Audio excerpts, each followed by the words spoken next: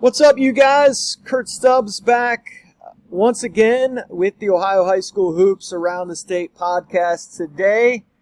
We are fortunate and blessed to have another blast from the past here. Taking a couple years to track this guy down. He's pretty busy, but we have head coach at Indiana State, Mitch Hannahs. Coach, welcome to the show. Thanks for having me, Kurt. Well, Mitch is not a name that people would forget if you are from Eastern Ohio.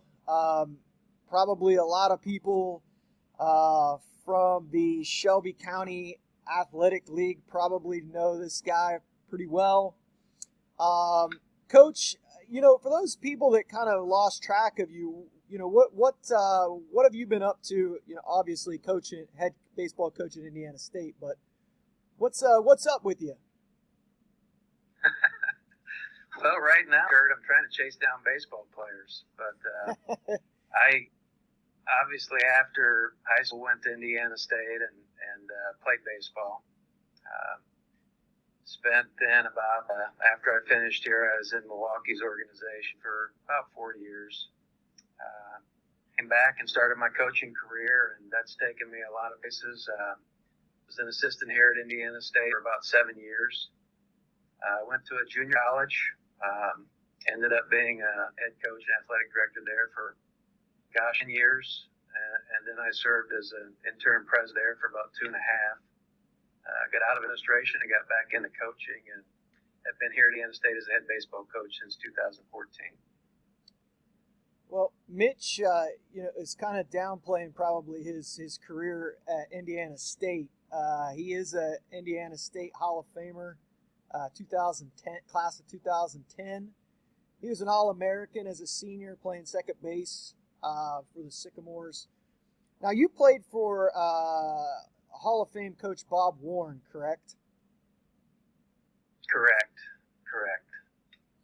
And you played at from about 86 to 89. You were on, I think, the first and only team to make the NCAA the College World Series in 1986. That was 86. I was a freshman that year, yeah. And you had an opportunity that year in 86. You guys played Florida State and Oklahoma State out in the College World Series. Did Florida State have Deion Sanders at the time? No. I think people remember Paul Sorrento. Yep. Obviously, I think played the Indians a little bit. And they had Deanne Figueroa was there. I mean, they had several guys that actually ended up playing in the big leagues. Those are a couple of the bigger names. Yeah, interesting. And I will also... Go ahead. No, I was going to interrupt you there. Because I say this to my players all the time. A lot of personal awards that you get along the way are because you play on good teams.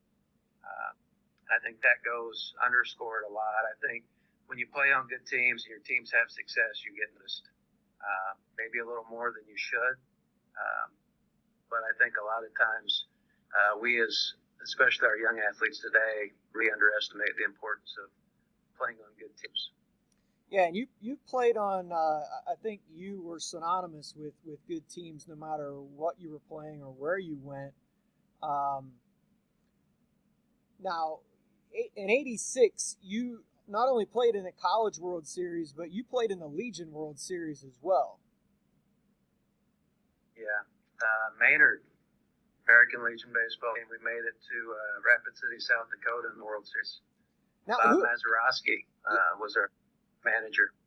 Yeah, I was going to ask who was the Mazeroski was the manager, and who were some of the guys on that team? I think a name that people would recognize, probably the ace pitcher on that team was Chris Starr from Buckeye Trail. Yeah. Who also ended up at Michigan out of high school. But that's probably the biggest name on that team. We were made up of guys from Caddis, Union Local, Barnesville, kind of that region. and Maz had a knack for going out and getting guys from other areas to fill our team. So he did a very good job of putting teams together. And Legion baseball was a really big deal back then, especially. I know Maynard was really, really red hot in that time frame, probably on into the 90s. Well, at the World Series that year in '86, we played a team from Iowa, the Cedar Rapids, Iowa area, which happened to the guy that pitched against us that day was Cal Eldred, who ended up being a first-round pick of Milwaukee. And Cal and I later became roommates in Milwaukee system, and we beat them 19-2. So I never let Cal get that all the years that we played together. Now Cal was he a Iowa boy? Yes, yeah. Actually pitched in at the University of Iowa and was the first-round pick there. Now, your son. Now you have a couple of sons, right? You have two sons. Sure. And Caleb and a daughter. Don't forget my daughters. Does she play softball? She actually did not. She was more of volleyball, basketball, track. So I can't ever forget her because she really lets me know about it. Let's talk about the boys. And her. Yeah. We have, my wife, me, and I have 3 children. Derek is our oldest. Okay. He's soon to be 30, believe it or not. Kylie is our middle child. She's around 26 and club. Was a freshman this past year at Valparaiso University. Our youngest son.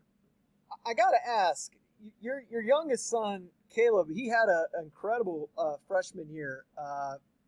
The Missouri Valley Freshman of the Year, second team All-League, and Collegiate Baseball newspaper had him as a freshman All-American. Now, he plays in the same league with you, right?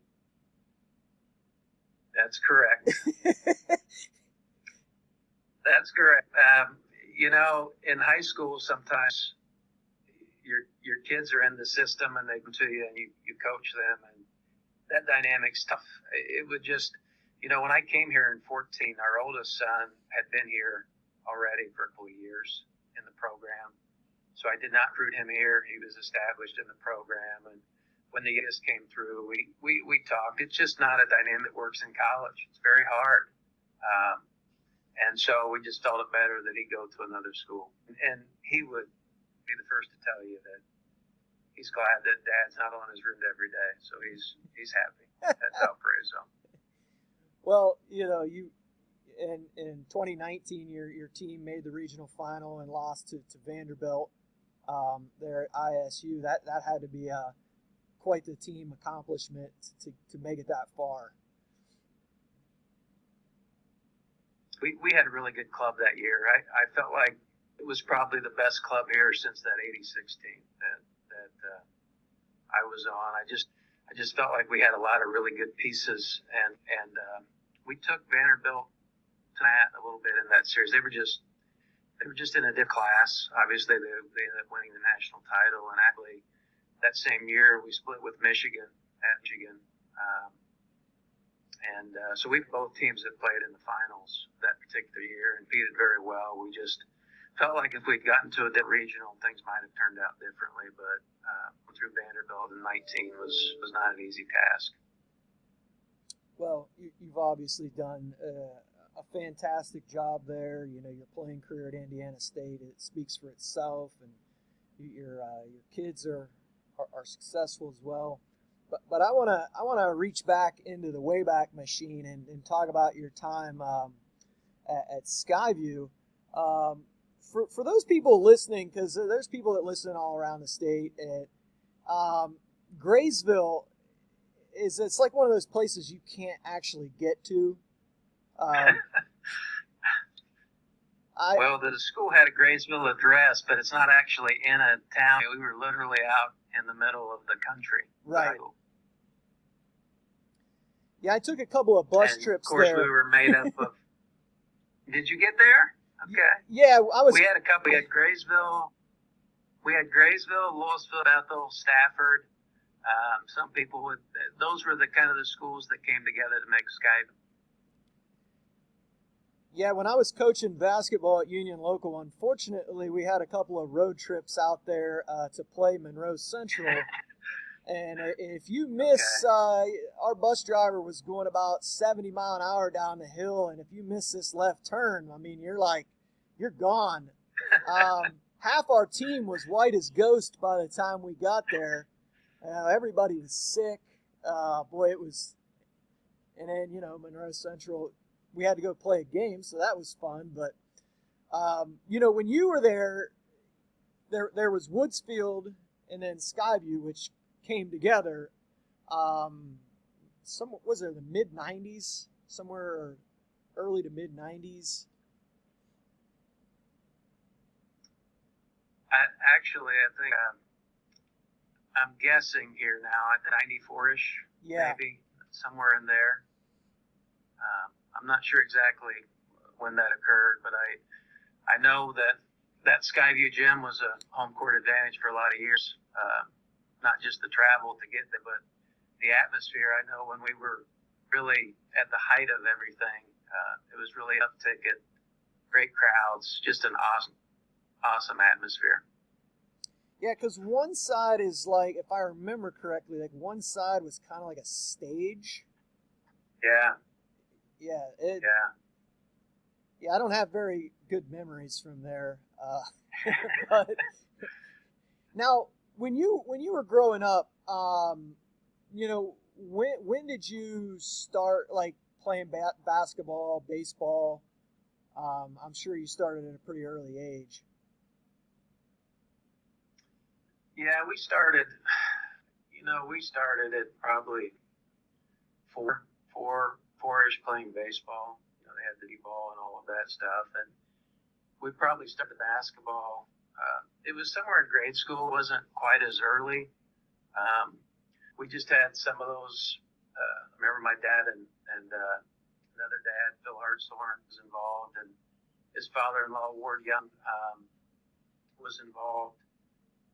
They were going to make doggone sure that we played the game the right way, and I still think that is so important for young players, young aspiring players to be influenced by the right people at those early stages, because I think the guys that we always talk about how important parenting is, but just the coaching at those young levels, and we had a lot of good players, but we were coached right. I mean, we spent hours and hours on fundamentals, whether it be basketball or baseball, and with guys who maybe didn't have the greatest knowledge of fundamentals, but obviously we're going to put the time in. So we started young. I remember going to those Skyvue basketball camps when I was a kid. It seemed like our PE teacher was always the high school basketball coach. So every time you went to PE, it was almost like the greatest. Terry Liggett was there for a while, Bob Bell, and ultimately Phil Ackerman and Mark Huffman. But those guys a lot of times were our PE teachers in elementary school, even though they rotated around to Graysville, Bethel, to the different elementary schools. But I just remember those years, and then going to basketball camp at Skyvue, thinking we were walking into St. John Arena. Seemed like such a huge, at that time, for a little kid in grade school. It seemed like when you walked on Skyvue Sport, it was just that big time experience. But I think that shaped a lot of the kids too. Skyvue had a great program, had a lot of success. So when you were a little kid sitting in the stand, you couldn't wait to get your turn to play for the high school. So at what age, did you kind of realize, hey, I've got some talent for athletics? 53. Yeah. I mean, we thought we were pretty good, and we won a lot in our little corner of the world, right? Yeah. And you don't really know how you stack up until you get out there and play. I think that was the thing, in 84 when we started making that run in the tournament. It was probably when it was all said and done, after we gotten beaten out by Columbus Wehrle, that you're riding back and you actually stop and think to yourself, hey, that was pretty good. That was a pretty good run, even though you really can't put it into context during that time frame. But I think that's when we first started saying, hey, we can hang with a lot of people. It's not that you think you're all that great, but you think, hey, we can hold our own.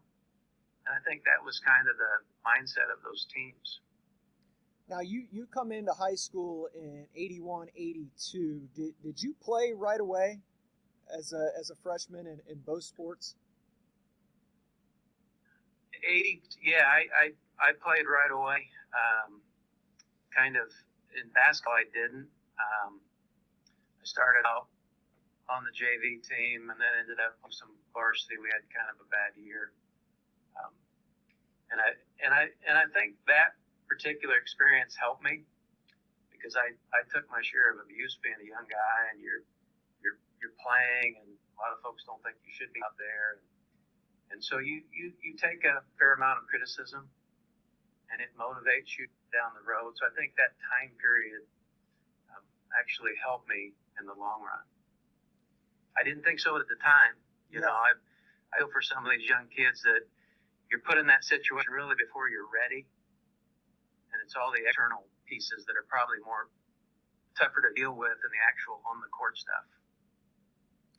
Well, by the time you were a sophomore, in 82, 83, you guys finished 16-7, lost in a district semis to Lakeland, 53-48.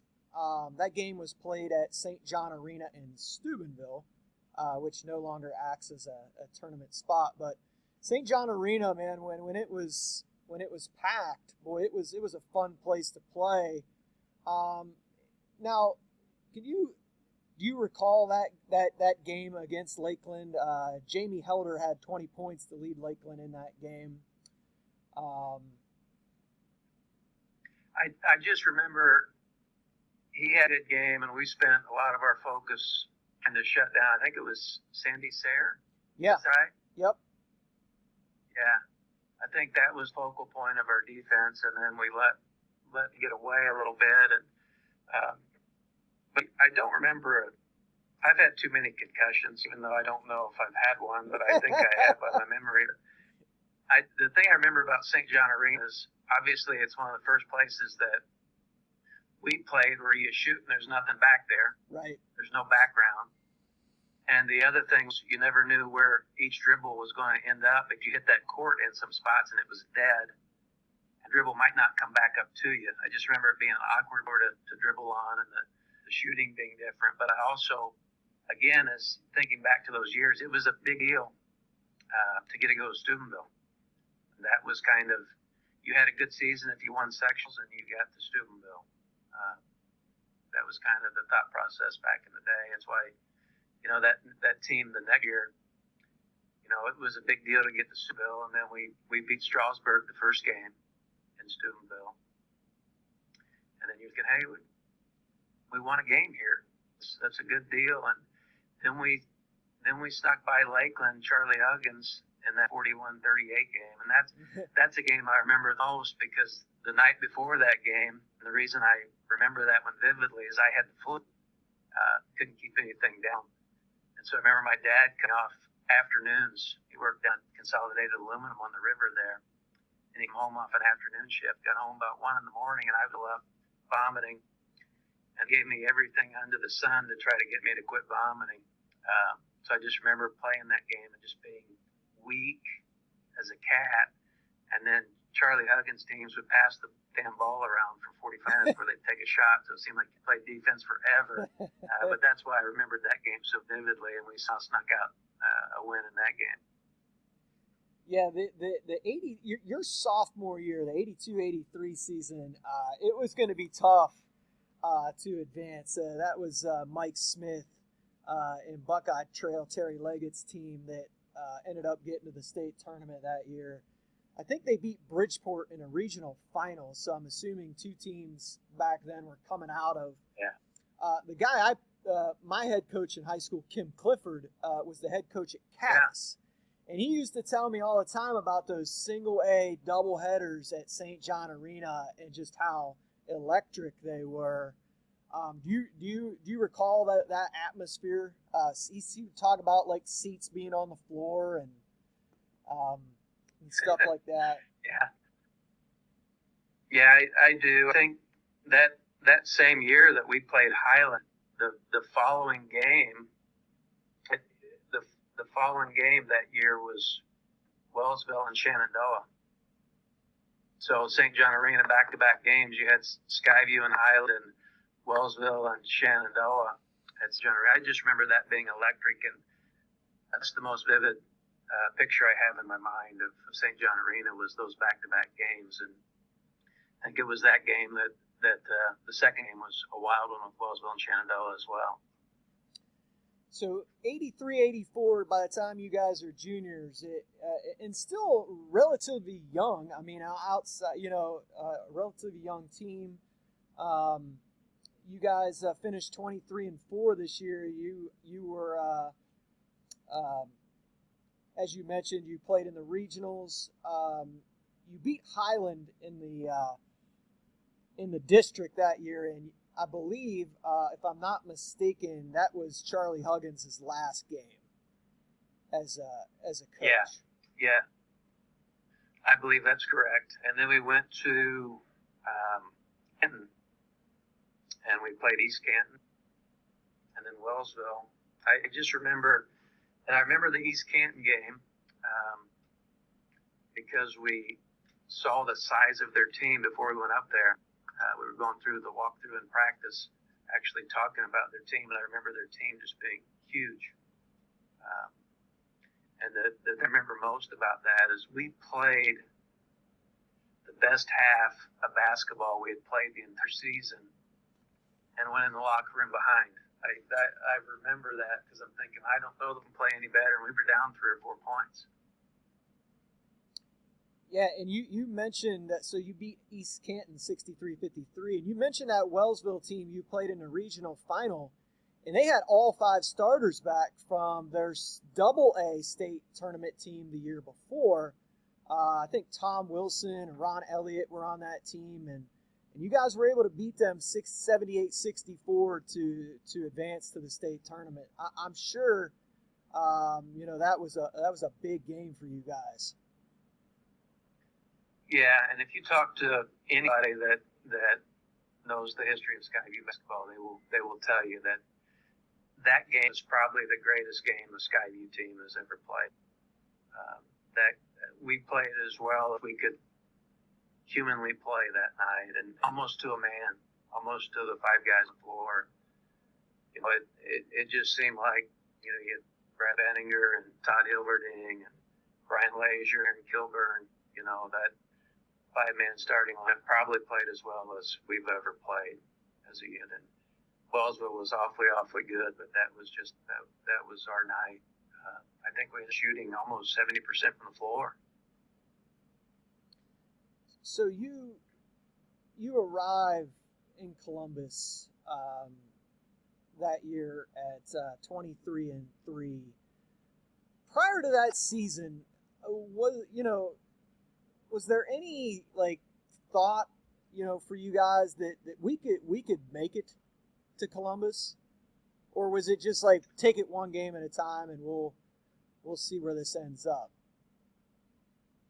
Not at all. We were young and naive, and we knew we were pretty good in our little neck of the woods, and we were just playing. And I think had we ever gotten to the point that we were really good, we probably wouldn't have made it. Yeah. But we were just naive to it. We were just playing games. I know as the story goes, Coach Huffman had sent someone to watch Columbus Wehrle, watch the other semifinal game or that other championship game, regional, to kind of scout who we would be playing. And so they decided after watching Wehrle that they weren't going to tell us anything about the team. They just, you guys, you're in big trouble. Just don't say anything. So we didn't know. We had no idea. I had no idea what Columbus Wehrle, didn't know what the team looked like, didn't have a clue until we went out on the court that night to warm up. They decided not to really, I guess, scare us. They didn't want to scare us. So you guys are coming from Skyvue. You show up at St. John Arena in front of 13,675 and look down at the other end of the court, and, you got Jerry Francis, Eli Brewster, Kevin Haddock. What's going through your mind in warm-ups? I mean, other than this is surreal. That when we ran out of court and we actually passed those guys, that's the first holy shit moment. Yeah. This is a different gear now. Yeah. And then I think as the game started, the thing the quote that really resonates with me at the game was from their coach, Chuck Kimber. He mentioned that they had a tough time adjusting to the speed of Skyvue. And I really, when we got out there on the court and we started going, the game was obviously faster, but it was similar to the Wellsville game. And I really feel like what a lot of people underestimate, when you make the different steps in the tournament, the speed of the game increases, and you either have the ability as a team to go to that level or you don't. And I think what was really evident to us right away is we adapted to the speed of the game very quickly, and obviously got out to a decent lead, ultimately lost it, but it really spoke to the athleticism that we had on the court. And I think a lot of people really underestimated really how fast and athletic our teams were. Yeah, I mean, you spoke on it. You guys jump out to a 33-24 lead at half. I mean, and you talked about how you shot the ball against Wellsville. I mean, you guys were 23 of 35. You shot 66% against Wehrle. You were 7 of 8 of the line. And Wehrle shot 60%. But something I found interesting, and I wasn't there, so I'm not sure how Wehrle didn't attempt a free throw in the game. We were known not to foul. I know a lot of teams complain. We didn't foul.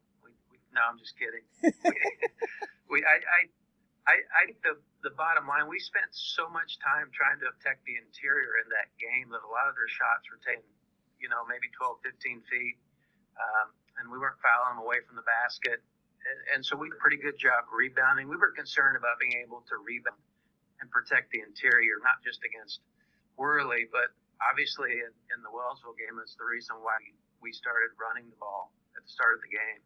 We actually tried to fast break on every rebound at the Wellsville game. And we tried the same thing against Wehrle. They were a little quicker to adjust to it, but we just tried to break a little more so we would eliminate them sending 5 guys to the boards. You had 27 points in this game. Jerry Francis, 18. He was a first-team All-Ohio in that year. And Eli Brewster, playing as a freshman, finished with 14. Ultimately, what do you think did you guys in the fourth quarter of this game? They went to a 1-3-1 trapping defense, and we had obviously seen different defenses, and we were prepared. I just don't know that you're always prepared for the length and the speed that you're up against. So they did a really good job in it, and I think that was kind of the difference. They were able to force us into some areas and maybe a few turnovers and different shots in the second half that normally we may not take. But I think that was a difference. I think I don't feel bad about that game because I felt like we played really well. Mm-hmm. I feel much worse about that following year. Yeah. But I didn't feel bad. I don't think our team felt bad because we played well. And when you play well and just beat, you can live with it. I think that was more the case in that 84 season. Yeah, it's hard to complain about shooting 66% from the field, and especially, your first time there and playing that well. And they were just a point better that day. But, moving into your senior season, I think you had, 4 starters back coming in. Yeah. I got to believe, in a small town like that, you just kind of knowing how small the expectations had to be pretty high. Yeah, and I think I would be lying to you if I said we didn't feel. We felt it. We felt a little. We felt more pressure to perform that year, to get back where we were. The first year you're on house meet, nobody expected it, but now you're back and everybody expects it, and we felt it a little bit. I don't think we played for that season. We played some good basketball, but we're as good as we played. I believe in that 80th year. Yeah, so you guys come into your senior year. You guys finished the season 26-2, and we'll talk about how that ended. Your one loss in the regular season, I think, was to Buckeye Trail, which you guys would avenge that loss during the season. Again, having to battle through a pretty tough small school area in the district there in the East District. But your regional play this year gets moved to Athens. And actually Columbus Wehrle went to Canton because I believe the Columbus regional there wasn't a Columbus regional that year.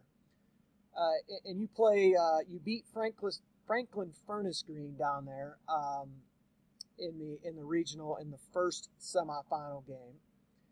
And then the game that a lot of people still talk about is the triple overtime game, which I'm sure you remember quite vividly, against Berlin Highland in the regional final. And that was a wild game.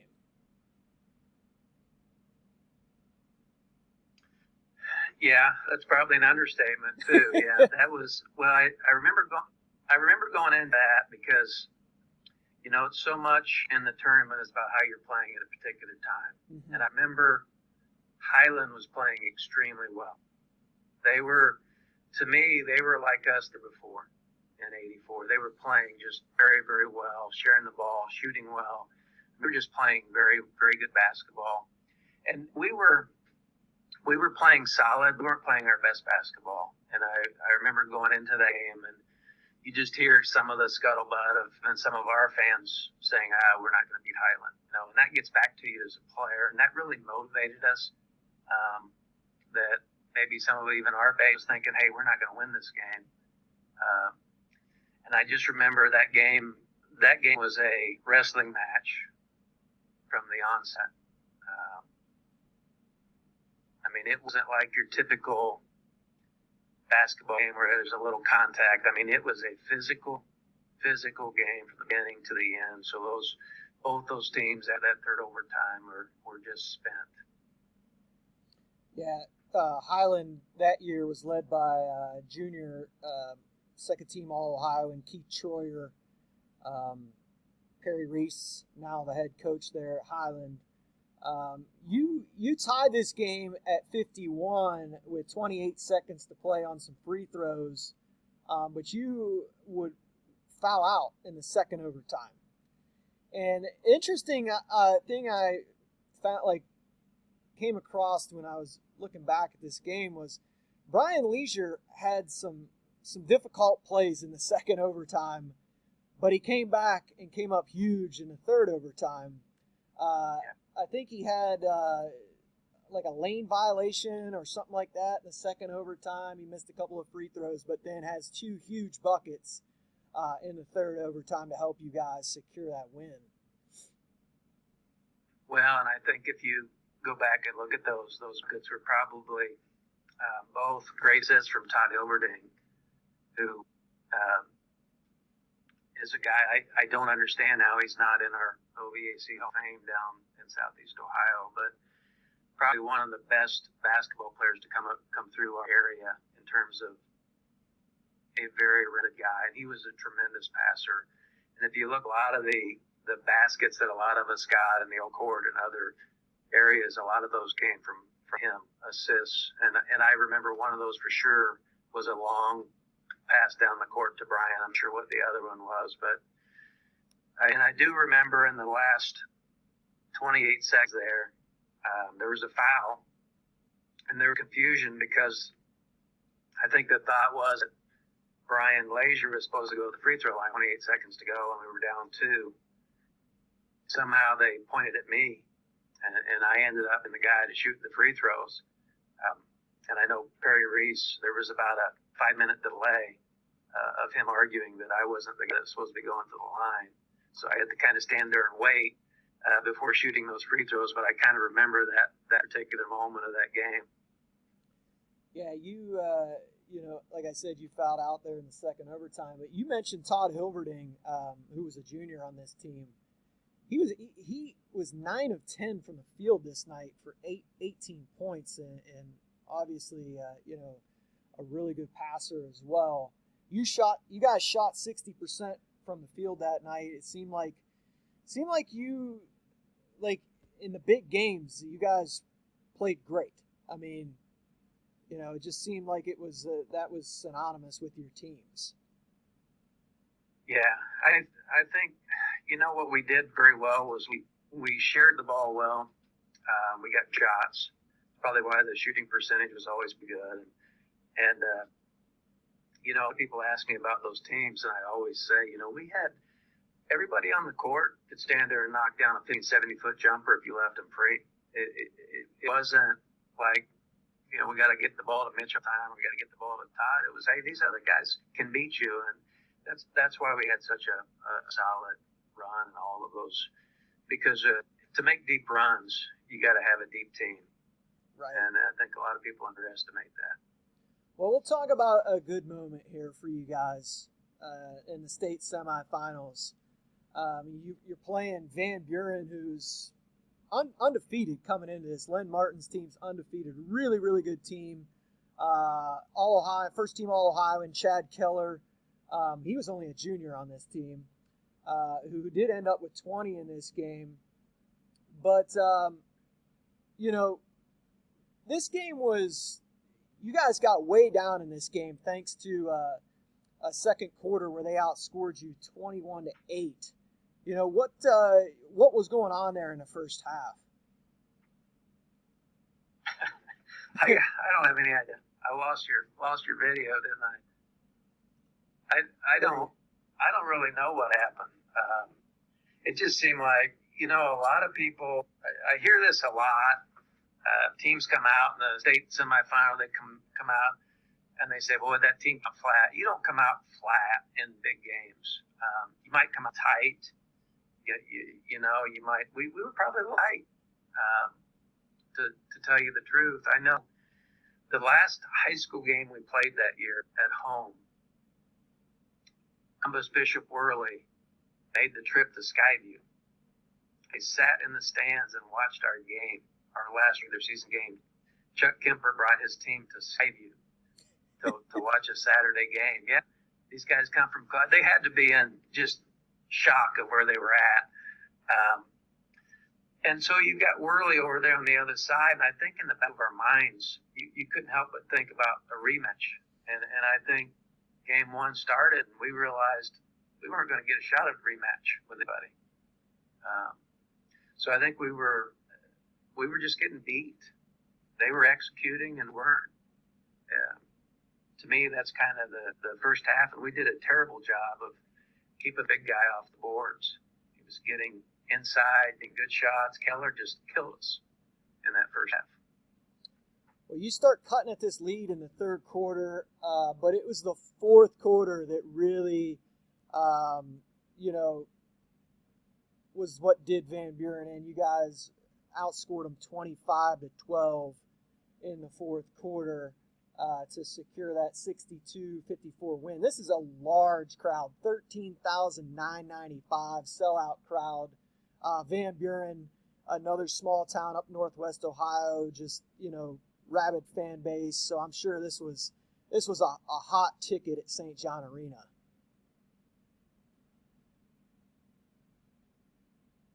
I remember those guys launching balls too in that first half. They were shooting it from all over from the parking lot, in addition to getting inside. So they liked the fast pace, and we played a little slower in the first half. I think in the second half when we picked the pace up, I talked earlier about your team has an ability to get to that pace, that speed or not. And I think we just got to a speed that they couldn't match in the second half. And I think that was the difference in that game. So you mentioned Wehrle, but Jackson Center had other plans. Jackson Center was able to, Jerry Harmon's team was able to knock off Wehrle 60-55 in the semis, sending Jerry Francis, the Player of the Year, to early trip to Ohio State. Jackson Center was 18-22 at the free throw line. Wehrle was only 9-16, and they were able to advance. So you guys get Jackson Center. Maybe a little bit surprising for you guys that you weren't playing Wehrle.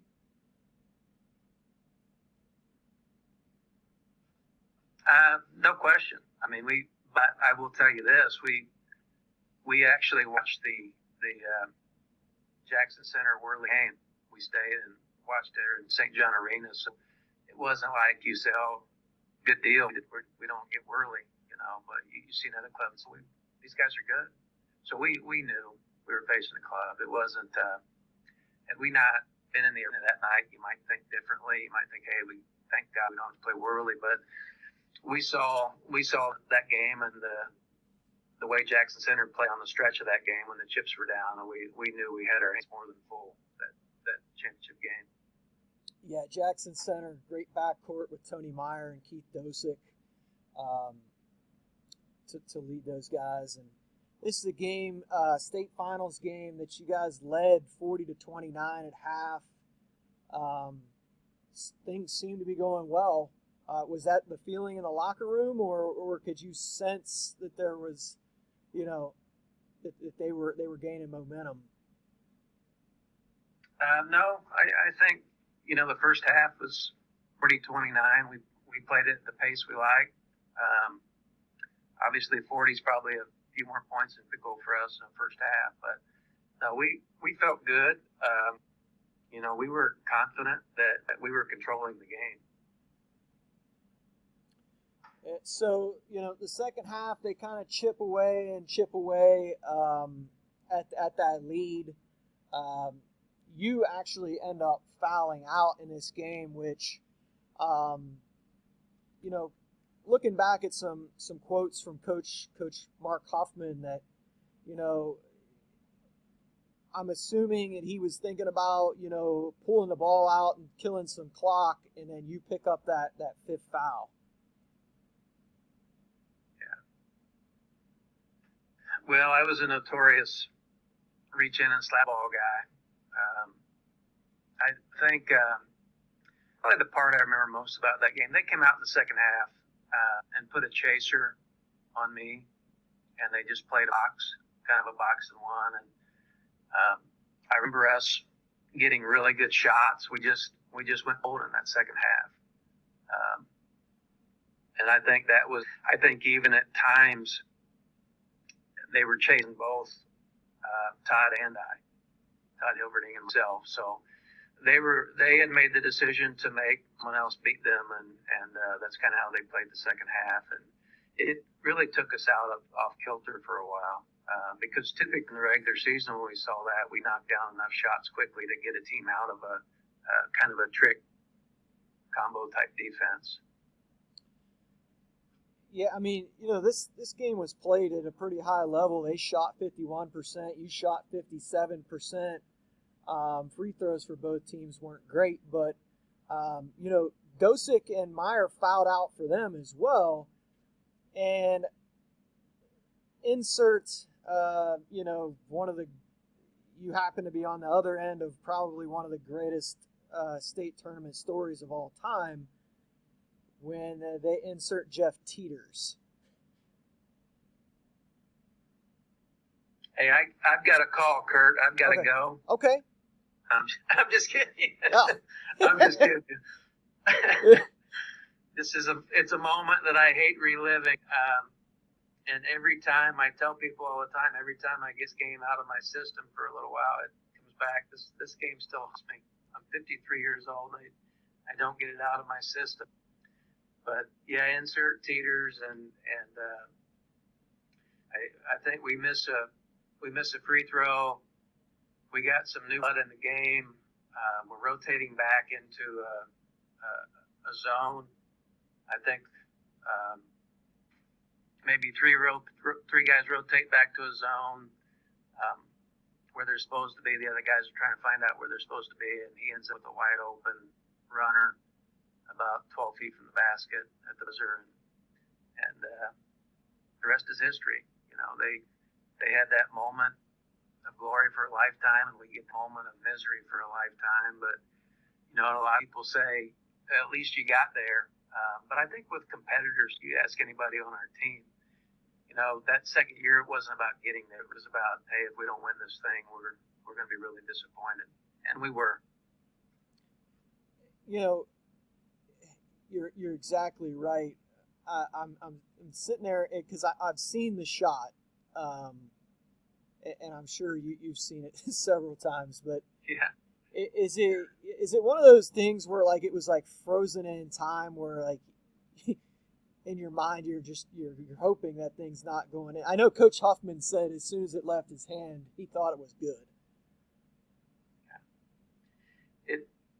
It just seemed like that slow motion moment. You know, when I first fouled out, because I had fouled out before, and you have that picture in your mind of Todd Hilverding grabbing a rebound, taking about 3 dribbles, and flipping a pass up the court to Brian Leasure for a layup, and doing that a couple of times, and Todd just kind of taking over. And if you remember after I fouled out, that exact play, Todd gets a rebound, a couple steps, flip Brian up the court for a layup, and you have that moment on the pitch where you say, okay, we got this. We're in good shape. And then it just seemed like from there things just boom. Yeah, I mean, I don't know if there's any other way. I mean, that's just an extremely tough way to go down. And this is a guy I think scored maybe 18 points all season for Jackson Center, and he got his moment.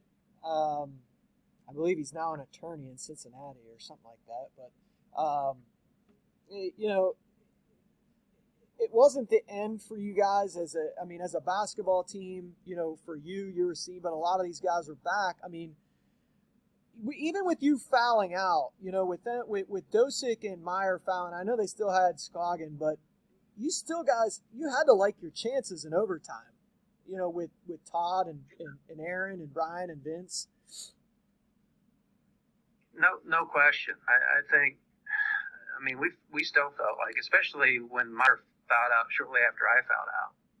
So I think when all that kind of went on, you feel like, okay, we still feel like we got the better group on the floor, but fate just wasn't on our side.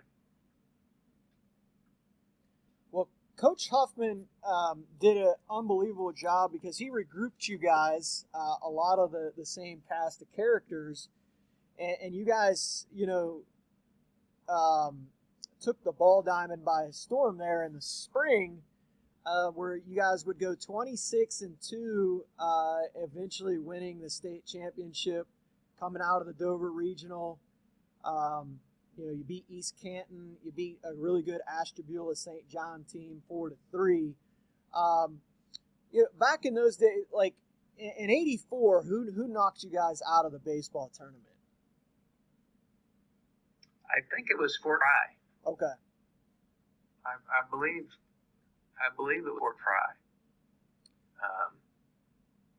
But I'm not 100% sure on that. But that's in my mind. That's what I'm thinking right now. Fort Fry seemed they were a program back during that era that was really tough to deal with in baseball. So you guys make it to the state, and you guys get the defending state champions, undefeated Miller City, who had won the '84 state championship. And this is an interesting game because this is a game that lasted 2 days. The game on Friday was suspended. You finished it on Saturday morning, and this is a game where you guys got down 5-0 heading to the bottom of the third. But you had a big bottom of the third, scoring 4 runs that kept you guys in this game.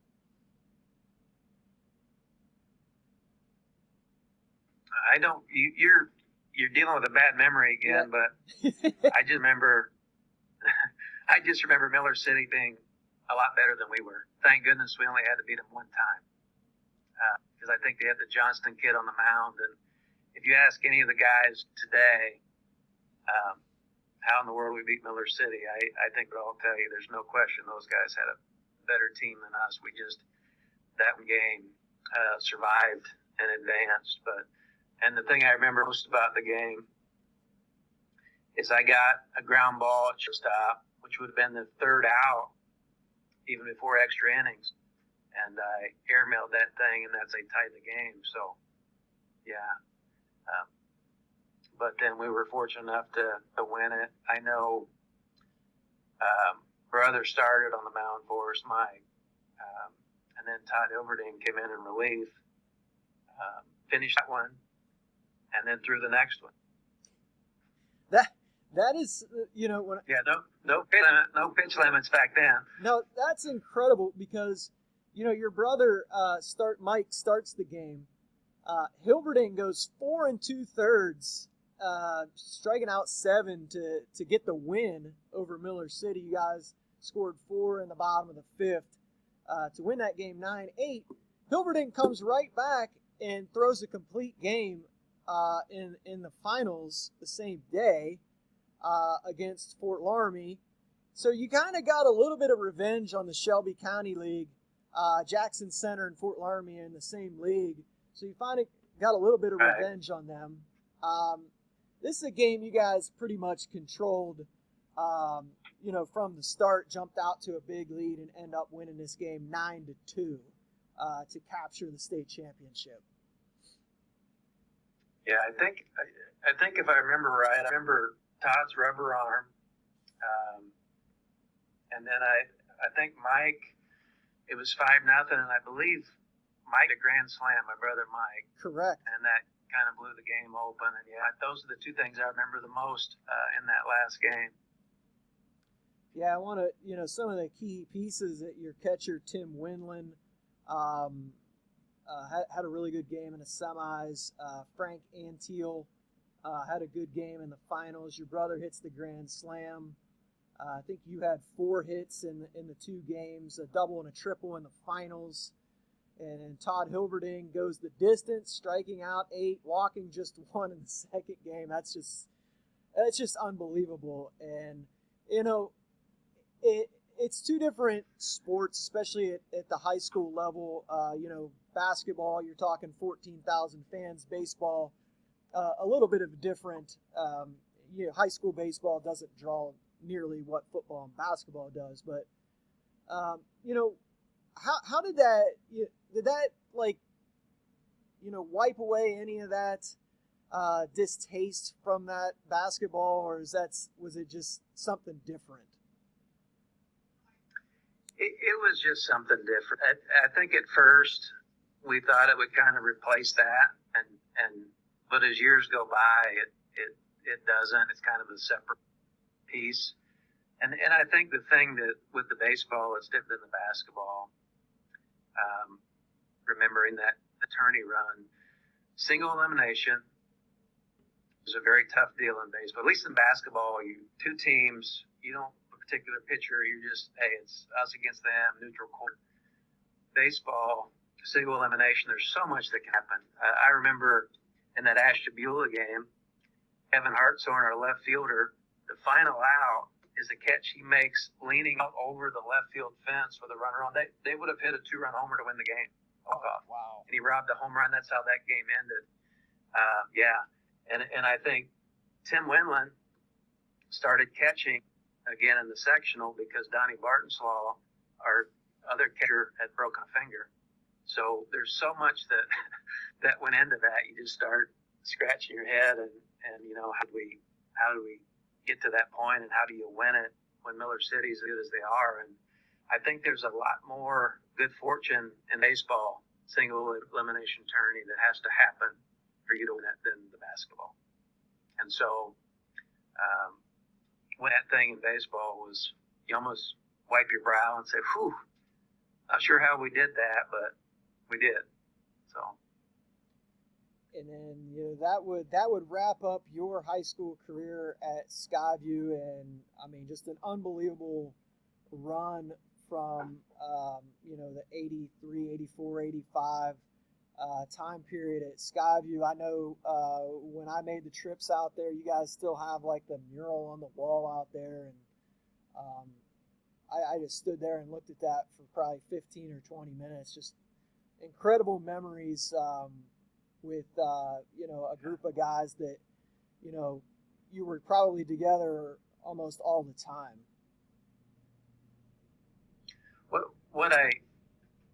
It's a lot of people talk about the memories, but there's still a lot of what I do coaching that is rooted out of there. It's it's a time period that you are shaped as a person, and that's been the biggest difference in all of this. I think we came in as young kids, very naive, but I think we would all tell you that time period and those teams help shape who we are. And a lot of the tactics I use as a coach and a lot of the things I do are rooted in that kid from Southeast Ohio. I also have memories of Aaron Kilburn and being 5'11", 6 foot tall max, always guarding a guy half a foot taller than him. Every night we played, having to take on the biggest guy for the other team. And it's that mentality that lives with you now as a coach. It's that you're undersized, underspeed, whatever, but it's that fight. And I think that's what I remember most about that era is you can't help but be shaped as a person by growing up down there and by being involved with the teams and going to school there. I think it's had a tremendous impact on life moving forward. I wanted to, before I let you jump off here, I wanted to mention Coach Huffman, because he coached your basketball team and then coached your baseball team, which, that would be very rare now for something like that to happen. Yeah. What did he mean to you guys' success on the hardwood or whether it was on the baseball field? Well, I think when you think back to style and a person, you always say as you get older and you're a parent, you want your kids to be on teams that are run by just a solid person. Mark was that studying hand. He was always calm. That's what I remember the most. He never seemed, he might have been inside, but outwardly you never saw him nervous. You never saw him. He didn't scream and yell a lot at us. I do remember him breaking a clipboard or two. And believe it or not, the one was after a win the sectional, that 84 year. We played our first sectional game and we won. And I remember him being just irate at us after the game in the locker room and actually breaking a clipboard when he needed to. He could do that, but he didn't live in that realm. And so I think that's part of the reason why most of us pretty fearless out on the court. He breathed that into us. We weren't timid. And so I remember when I think back to Mark and his coaching style, I think most about that. You have to be calm and sit and let the players play, and he did a really good job of that. And I think with the rallying us after the basketball, he openly talked about that before we started baseball season, and that we were going to go to Columbus and take the Dagon Trophy and bring it back to Monroe County. So it wasn't something after he felt the pain too, but he was able to kind of harness that and bring us together and give us new vision and new goal to shoot toward. Well, last question. When you think back on, and I'm sure you think about those times from time to time, what is that the most fond memory that pops up in your mind frequently when you think about your days at Skyvue? There's probably, I think about all the folks that I went to school with, think about it a lot. You think about the guys and the teams and the success, but I think a lot about the simplicity of the time period, a lot about just a lot about that. A buddy of mine, Virgil Hamilton, sends me texts all the time.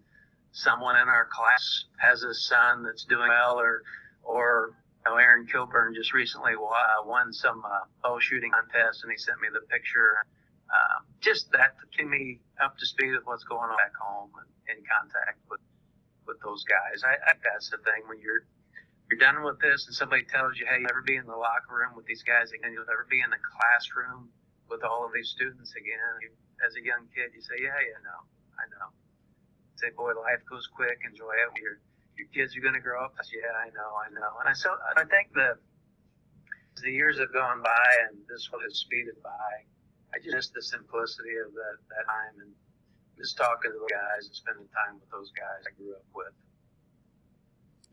Well, Coach, I really appreciate you taking the time to do this.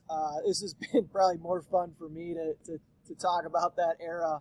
I was pretty young in those days, but wish you nothing but continued success at Indiana State, and we'll be continuing to follow from one Eastern Ohio guy to another. I appreciate it, Kurt. I enjoyed it. Hey, thank you. Thank you. You take care. We'll see you. Okay, Mitch.